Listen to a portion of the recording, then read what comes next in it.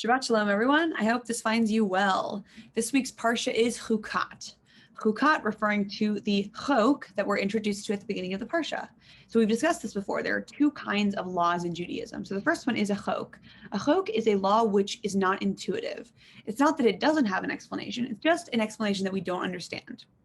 And the second distinction is a mishpat. A mishpat is a more intuitive law. It's like a murder or stealing, things that we would have, if the Torah would have never been codified, we would have figured it out eventually. But the issue with choks, the laws that we don't understand, is that it causes people to lose their faith a little bit. If you can't understand something 100%, it's hard to go full throttle in on it. And that's where faith comes in. That's where emunah comes in. But that's a discussion for another time. All to say that the important chok that is introduced in this parsha, and if anyone ever asks you, what is the quintessential chok? This is the answer. Parah adumah, the red heifer. The red heifer has to do a lot with like a ritual purity. You have to burn the cow. It has to be a cow with no blemishes. It has to be perfectly red. I don't even know that there has ever been born a red heifer. Like, it's a very hard to understand rule. And for that reason, it's something that people talk about a lot. There's a lot of discussion about it, but it is a quintessential chok.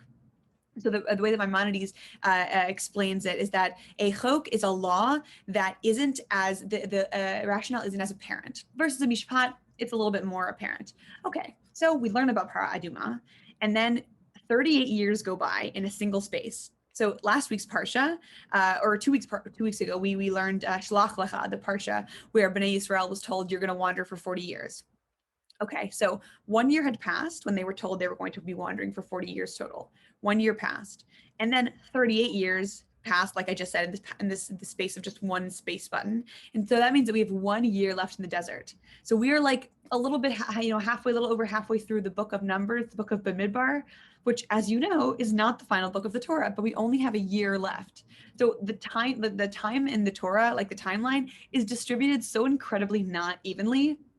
38 years go by in one space. 70 years go by at one point in the book of Breshit with the story of Abraham. 70 years go by in the space of one space. So just it's always fun and interesting. So we have 40 years total. We have 39 years now have passed, and we have 1 more year to go. So 2 important things happen next. The first one is that Miriam, Moses' older sister, passes away.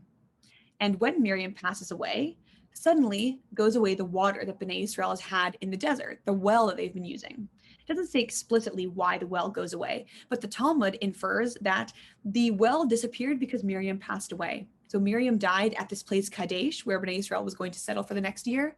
And then suddenly the next sentence we have, and there was no water. There was no water for Bnei Yisrael. So that from that we learn that Miriam's merit was their water for Bnei Yisrael.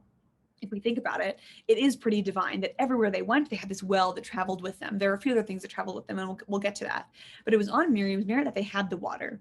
I don't know about you, but I always associate Miriam with water, even before knowing about this well thing. The first thing is that she watches over Moshe when Moshe is put in the Nile by his mother Yocheved. When Moshe is going down the Nile, Miriam watches over him, makes sure that he gets to Pharaoh's daughter, to Batya.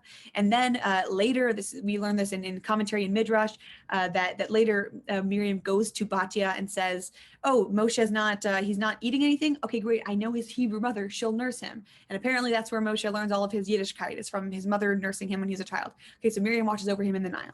Then Miriam leads everyone through the sea, Kriyat Yamsuf, the splitting of the Red Sea. She leads them with her timbrels.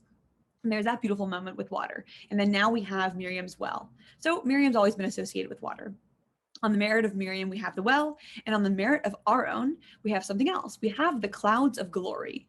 If you've never heard of the clouds of glory, that's okay, because it's not something that we necessarily talk about so much.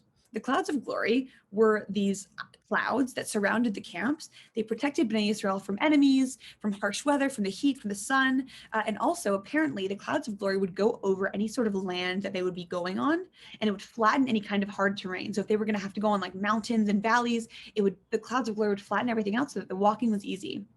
So on the merit of Aaron, we get the clouds of glory. And so then later, a little bit later, after Miriam passes away, Aaron also dies. So Aaron passes away, and interestingly enough, this next sentence is, and the whole of Bnei Yisrael, the entire house of Bnei Yisrael, grieved for 30 days. First of all, that's where we get the custom of the shloshim, of the 30 days after someone passes away, to mark those 30 days, in the span of how we grieve for someone who passes away. But also, no one else gets a grieving like that. Moshe doesn't even get a grieving like that. Aaron is very, very special. So what we learn about Aaron in Pirkei Avot is hu ohev shalom v'hu rodef shalom, that he loved peace and pursued peace. And I've mentioned this before, but we can never review it enough, that Aaron's big thing was telling white lies to people.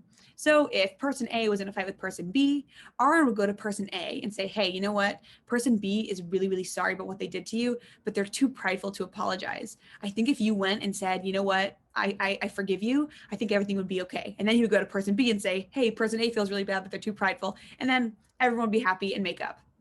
Aaron's thing was pursuing peace. And that's why everyone in Bnei Israel loved him. So obviously Moshe was the greatest leader we'll ever have, the greatest prophet. He was the highest level of nevuah, highest level of prophecy, always ready to speak to God. But Aaron is the one that we grieve for.